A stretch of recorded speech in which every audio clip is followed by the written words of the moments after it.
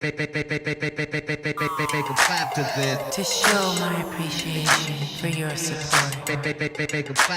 Thank you, DJs.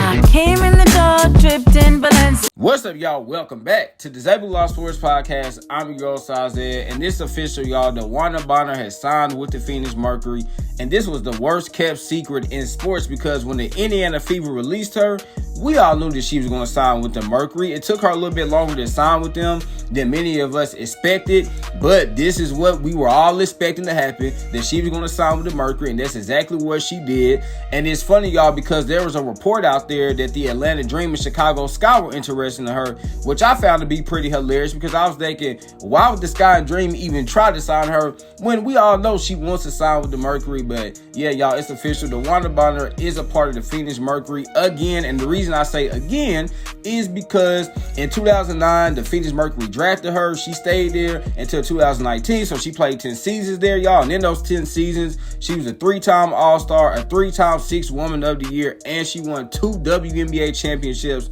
playing alongside Candice Dupree, Diana Taurasi, and Brittany Griner. So welcome home, DB. I'm sure she's glad to be back, a part of the Phoenix Mercury organization. But y'all, I really love this signing from a fit perspective, though, because this is exactly what the Mercury needed. Coming into this season, we knew that the Mercury were going to have probably the best big three in the WNBA, and having Satu Sabally, Kalia Copper, and Alyssa Thomas. But we were really concerned with the depth of this team, man. I give them credit, y'all. Their role players have played pretty well. Sammy Wickham, at 37 years old, is having a career season. Kalani Brown, their backup center, she's been pretty solid. And then they're young, a rookie point guard, Moa Koa Makani, man. She's shooting about 47% from three. And they played very well, y'all. And then you also had, Catherine Westbell. She's played pretty well for them as well. So their role players have performed better than many of us thought they were going to. But even with that being said, y'all, a lot of those players I just mentioned, they're inexperienced outside of Sammy Wickham. So they need to add depth, experience, and versatility to their roster.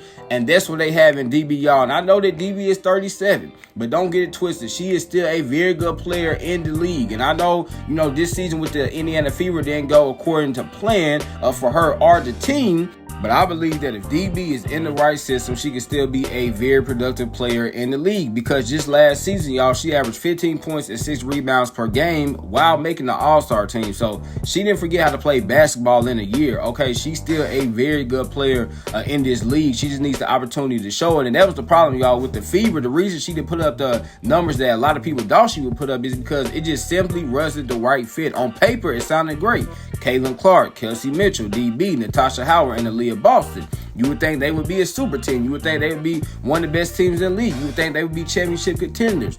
But, y'all, early on, we could just tell it wasn't going to work out because they just simply had too many cooks in the kitchen. And sometimes that happens. Sometimes you can have too many great players on one team. They step on each other's toes, and that's what happened with the Fever. And the DB wanted out. Now, some people felt like she was selfish because she, quote-unquote, quit on her team. First of all, I don't feel like she quit on the team. And then, secondly, y'all, I didn't feel like she was selfish because although DB is a team player, she's been like that her entire career, and she wants to win. But she also wants to feel like she's impacting the game, impacting winning, not just coming along for the ride to say, yeah, well, we won, but I didn't really, contribute to the win. I didn't contribute to the championship. No, she wants to feel like she actually contributed to the win, contributed to the playoff wins, contributed to the championship. So now playing for a team like the Phoenix Mercury, who outside of their big three, again, still don't have a ton of depth on this team, she's going to have a big time role, for them. And I cannot wait to see, y'all, what the type of offensive sets they can run through her, run for her, because DB is still the type of player that I think can get you, anywhere from 15 to 20 points per game. And I think she's going to be huge for them in the playoffs, y'all, because this is a team that has championship aspirations. And again, I admit, I did not expect this from this Phoenix Mercury team this season because I just didn't, I looked at their big three. I loved them, but the rest of the roster I didn't like. But, the players have performed better than I thought. But asking those type of players I mentioned earlier to, perform well for you in the playoffs, that might be a bit much. But DB has their championship DNA, has their championship pedigree.